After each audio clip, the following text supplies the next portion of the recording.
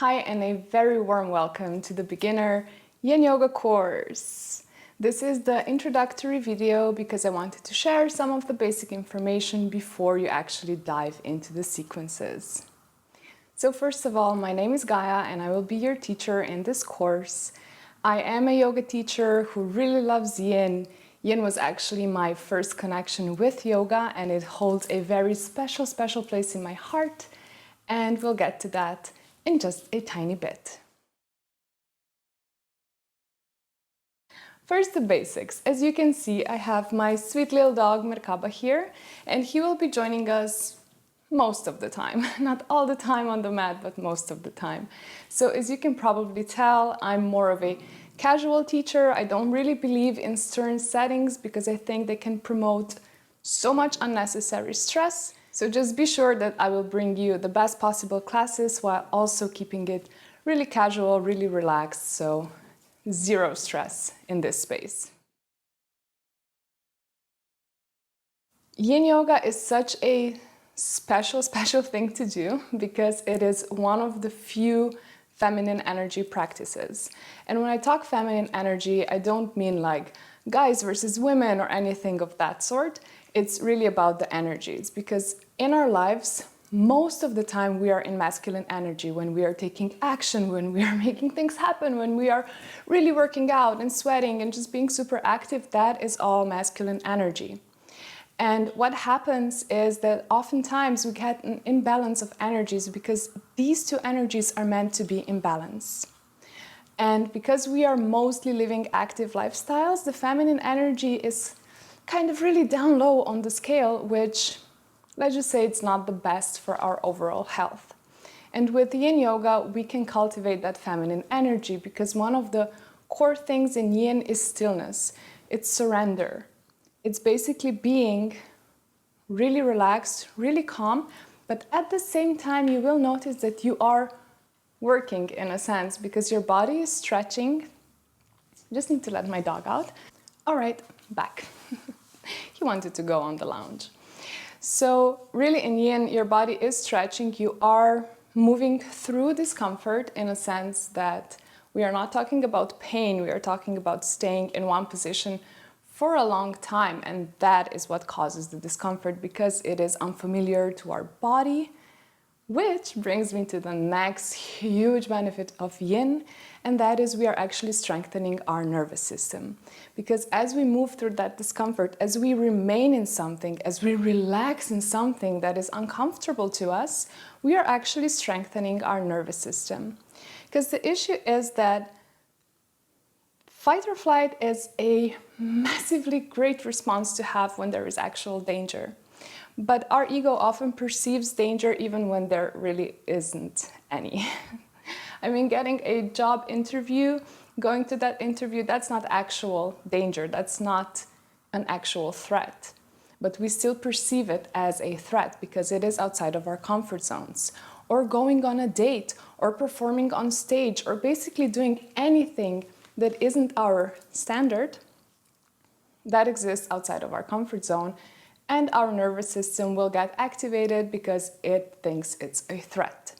And so what Yin Yoga does is because you are consciously moving through discomfort, you're actually strengthening your nervous system. You're teaching it that, hey, this is not a danger.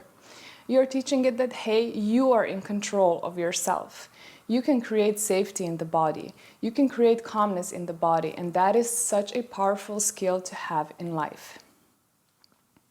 The last thing around why Yin is because if you have been really active for a really long time, if you have been living in fight or flight, if you have been super stressed, adding more active exercises, more difficult exercises might not feel good for you.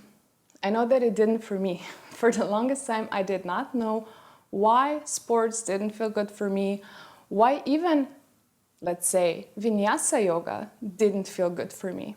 The only thing that felt nice was Yin. The only thing that felt nice was stretching, was working on my mobility, on my flexibility. And then after I learned some more stuff and realized that, oh my God, I was living in so much stress, I was constantly in that masculine energy, and that was why yin felt good. So this practice is really beneficial to bring it into your life, into your daily life. Plus, the really nice side of yin is also that it doesn't, quote unquote, take that much from you. Most of the poses are either sitting or lying down, so it's not like you have to go out there and sweat your butt off. So it's really a nice grounding, calming practice.